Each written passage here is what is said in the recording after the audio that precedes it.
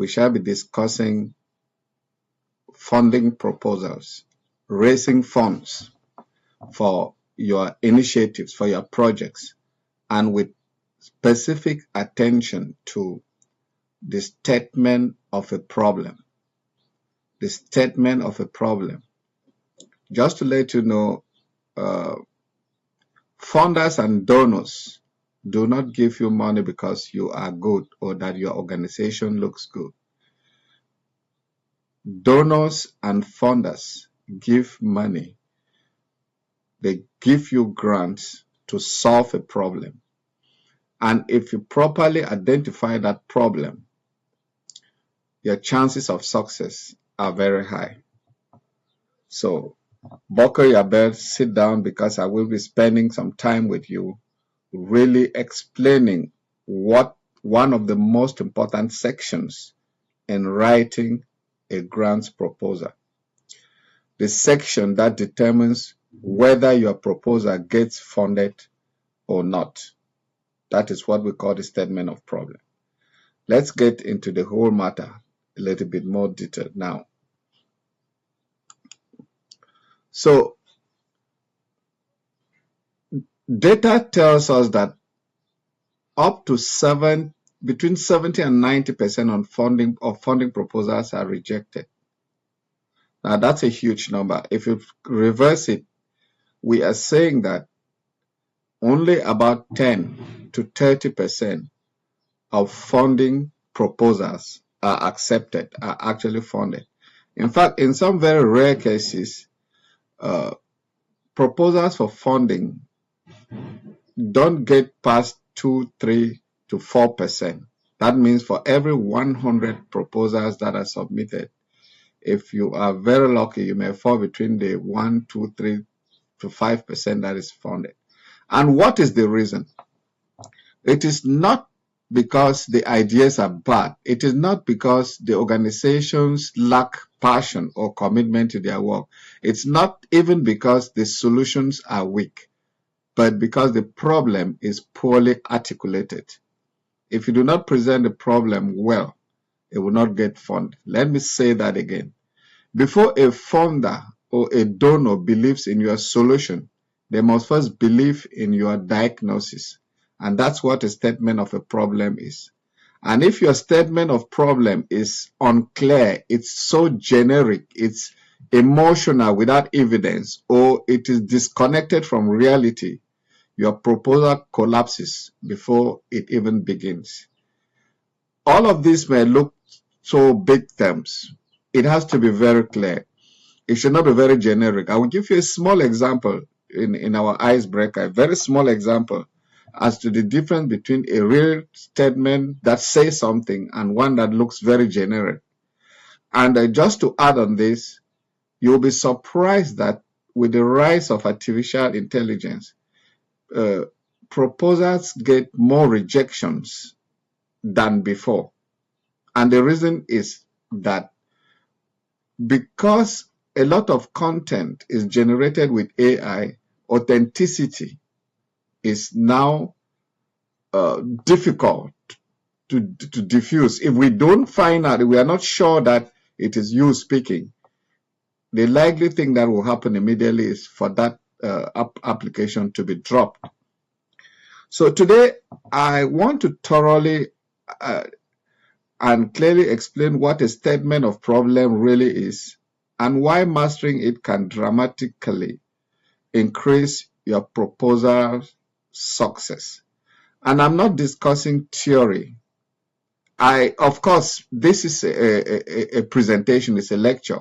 But after this, if you have some issues, you have a project, or you've been writing a project, or you've faced some rejection, feel free to get in touch with me, and I will do that for you free. I say this, and I've done it for a lot of people. Let's move ahead. So what exactly is a statement of problem? A statement of problem is a clear evidence-based explanation of what specific issue exists, who it affects, how serious it is, why it persists, and what gap remains unaddressed. It is not your mission statement. It is not your solution. It is not your activities, and it is not your organization's history. It is a diagnosis. That is what it is. That is what a statement of a problem is. It's a diagnosis. Now, remember, when we go to the hospital, I want to take this because almost all of us who will be listening to this video would have been in front of a doctor. When you get to the hospital, you realize that the doctor does not rush to prescribe you medication, right? He doesn't. He sends you for diagnosis.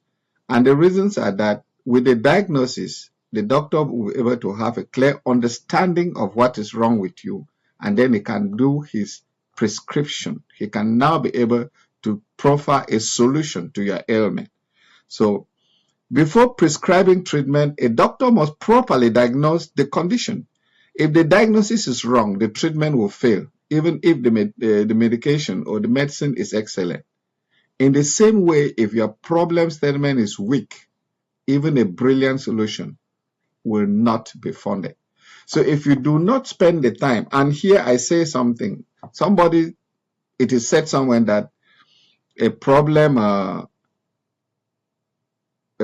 diagnosed is 50% solved. I would say that if you properly articulate your statement of problem in the writing a project, a grant proposal, you are about 60% gone in the potential for the success. Because when you take the time to explain that you understand what is wrong, the funder believes that you have the potential to solve that problem. Let's progress. So in a strong statement of problem answers 5 precise questions, and I will further break them into some areas. What is happening? So it defines the issue clearly and specifically. Who is affected? It identifies the population and the location. How serious is it? It uses credible data and evidence to be able to articulate what is happening. Why is it happening? Root causes and systemic gaps. What initiated the problem in the first place?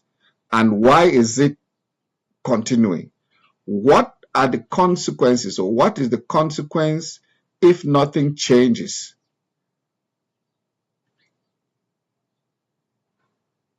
If any of this, and that is talking about implication and urgency, why do we need to resolve the issue now?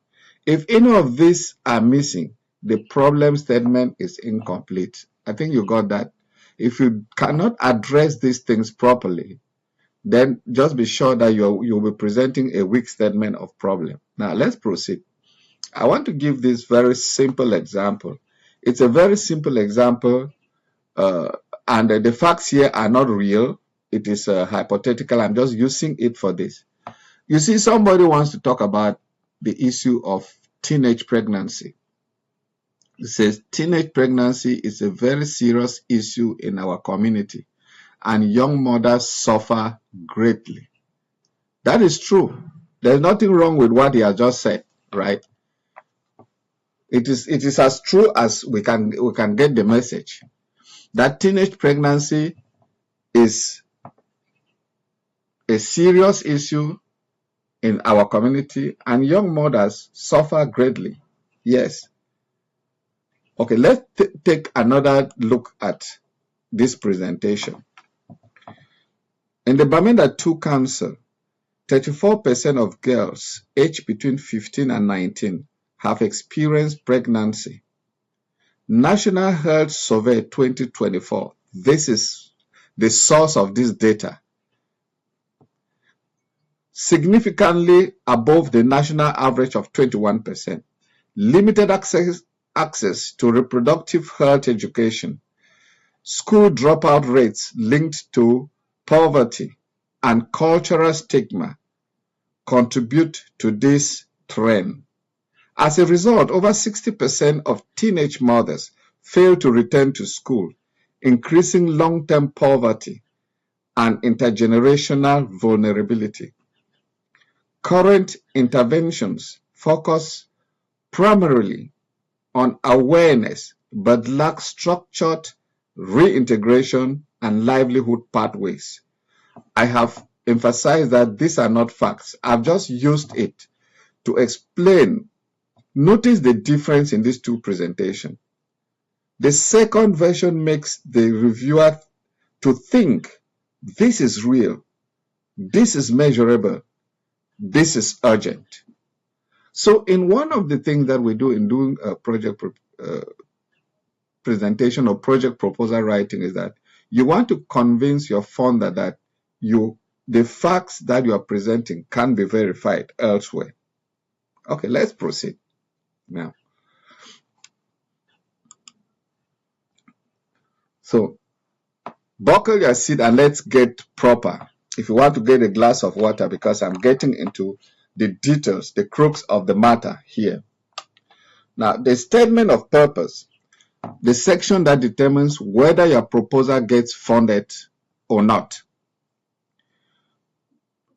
It has three components. I have 1, the problem, 2, the causes, and 3, the consequences. That's what we are going to look at. And it is about questions. That's what we'll be doing here. We will be asking questions.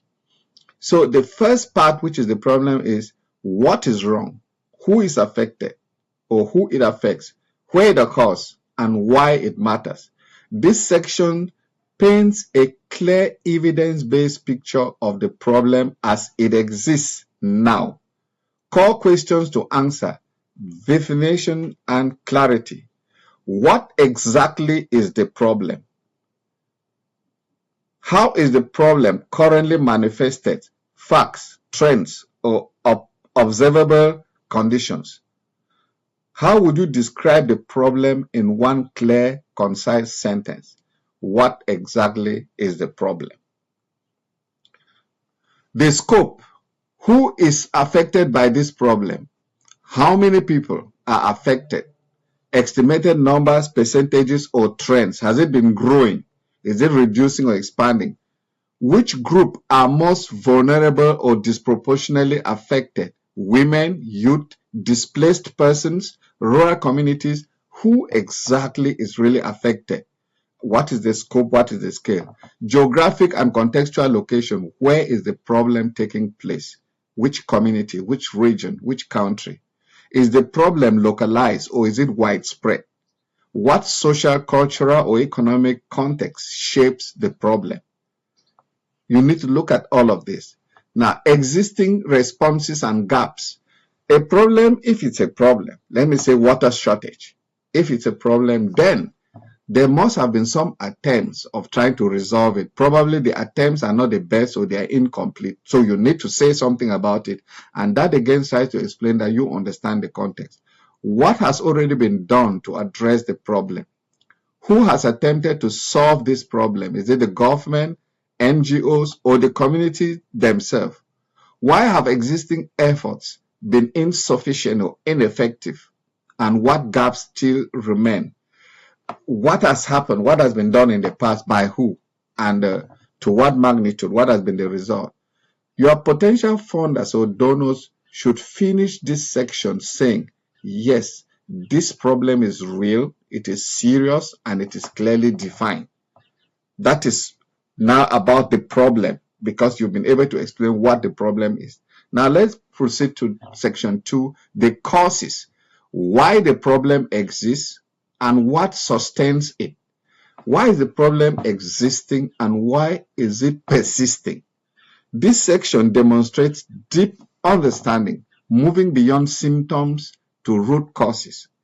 Remember when I mentioned about when you go to the doctor, when the doctor doesn't do a diagnosis, the doctor may end up treating symptoms instead of really finding out what it is.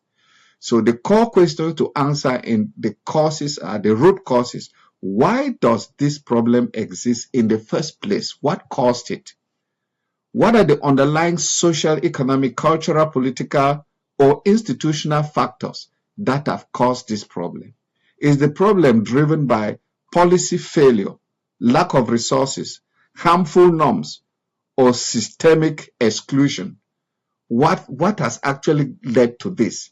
Now, this is what we call root causes. Now, immediate or structural causes. What are the immediate or visible causes? What are the deeper structural or historical causes? Which causes are symptoms and which are the drivers? You know, well, when we go deeper, I will be able to spend time to explain the differences in all of this. Then, interconnected. Are the causes interconnected or mutually reinforcing? Does one cause trigger or worsen another? How do poverty, education, health, governance, or gender dynamics interact? Let me just give a small example to explain how causes can be interconnected and how they can be mutually reinforcing. In a rural community where there may be no electricity, no good drinking water, bad roads, the education system is not the best because probably when teachers are posted to that environment, they won't go.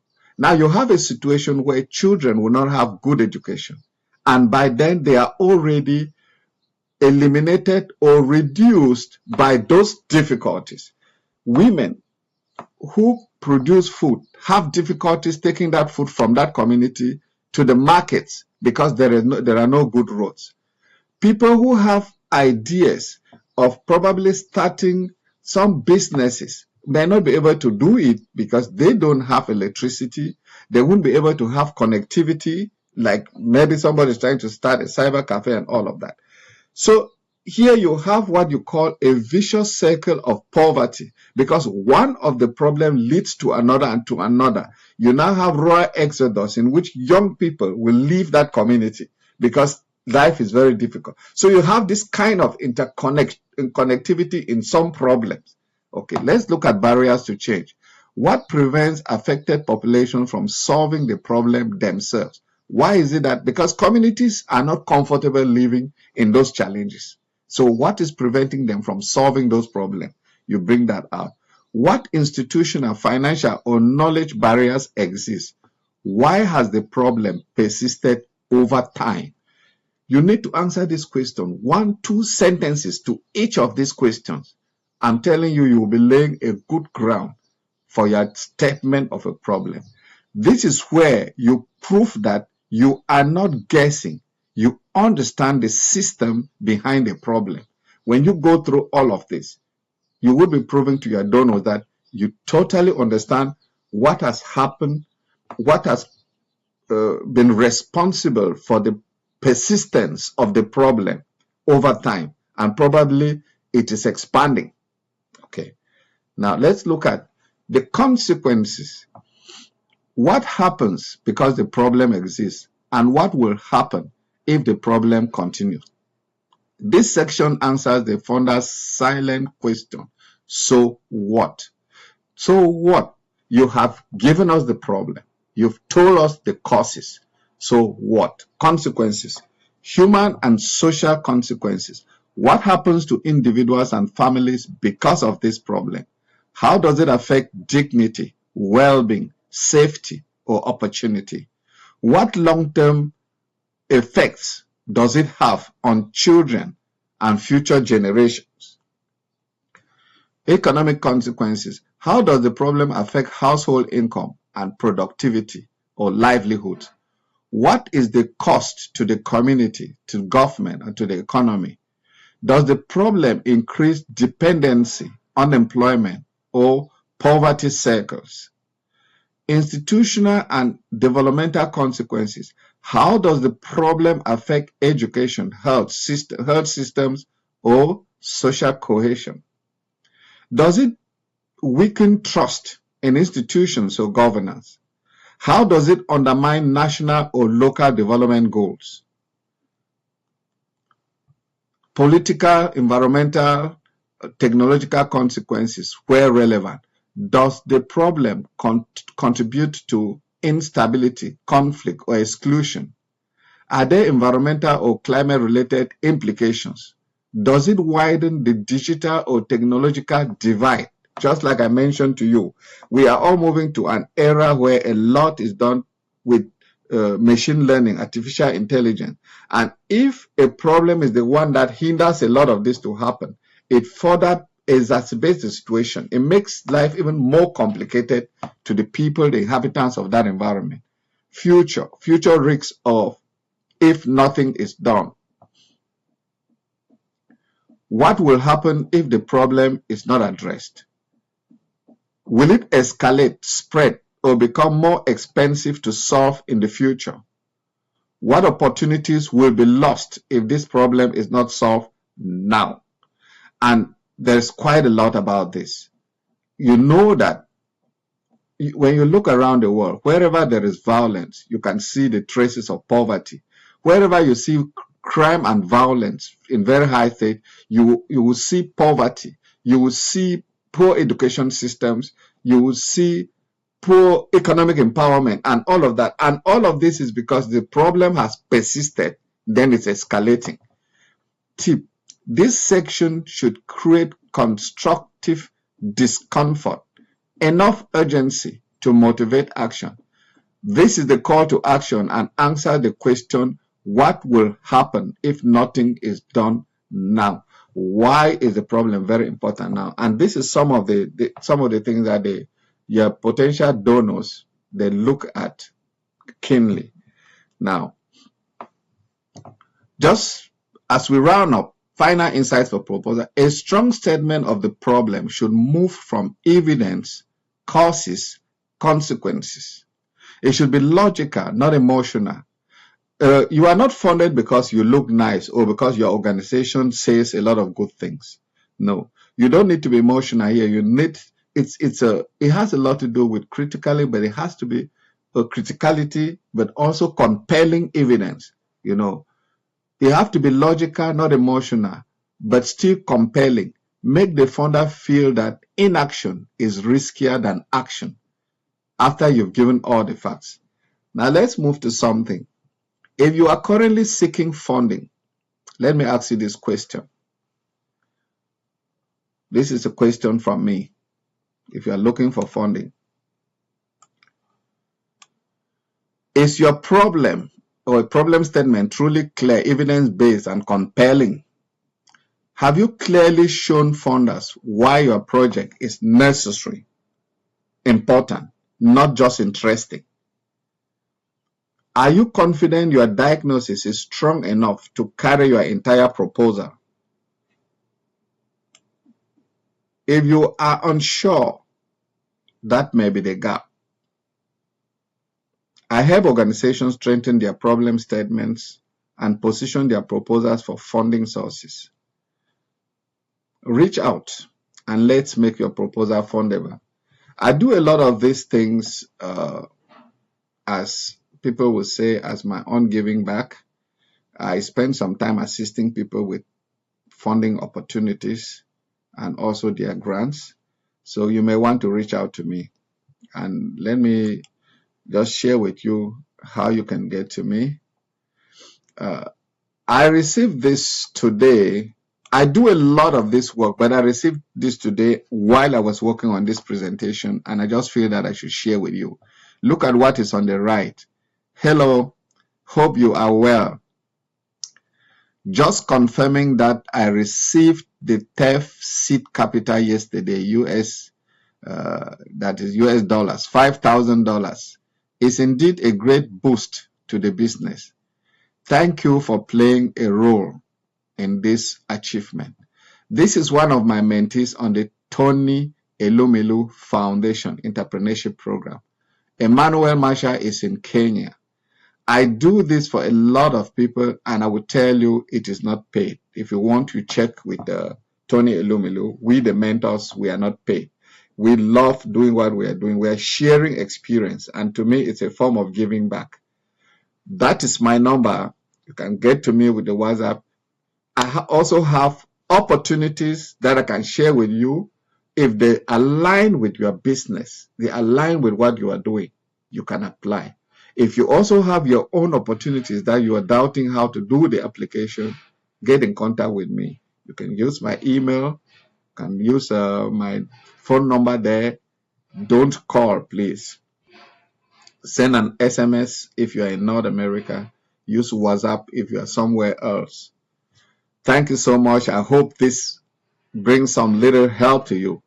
And watch out for 2 other videos. So it may be proper for you to subscribe, yeah, and probably share.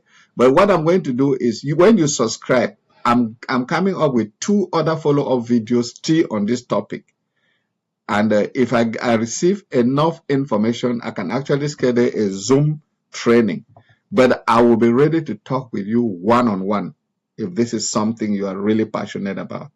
Ciao. Have a great day, and I look forward to hearing from you.